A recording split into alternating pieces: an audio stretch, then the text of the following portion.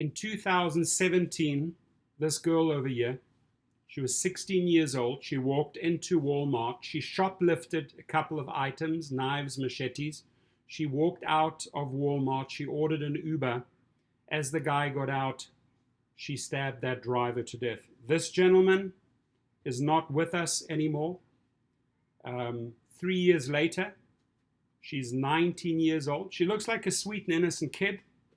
She has a lot of demons inside of her head and following her. But she's now in the slammer for 27 years. She'll be in jail for 27.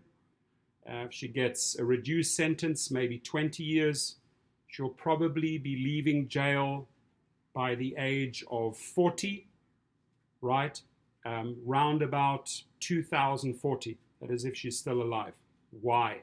I have a lot of questions. Why did she do it? Will we ever hear the true story?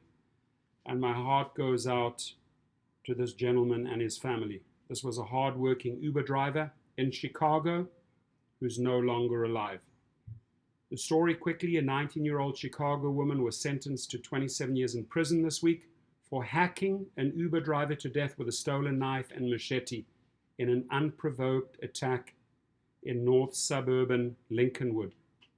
Eliza Wozni, who was 16 when she killed Grant Nelson, pleaded guilty to murder on Monday and was sentenced by Cook County Judge Timothy Chambers at the Skokie Courthouse. Court records show Wozni, a former Taft High School student, has been charged as an adult for the 2017 crime. When she first appeared in court following her arrest 3 years ago, Judge Michael J. Hood called Wozni's action a random act of violence.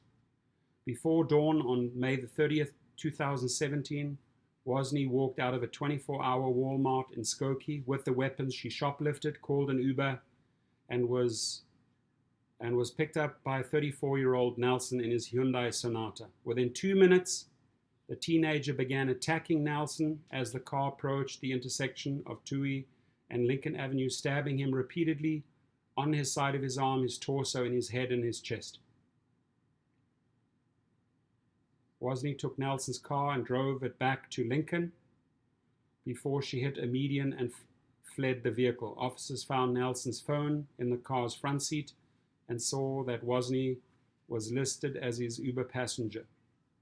Officers later spotted Wozni hiding behind a nearby office building in a blood-spattered Cubs shirt, holding the bloody knife and machete. Nelson, who a friend described as the type to give you the shirt off his back, was able to tell police his passenger had stabbed him before he died later that morning at St. Francis Hospital in Evanston. It's a sad story.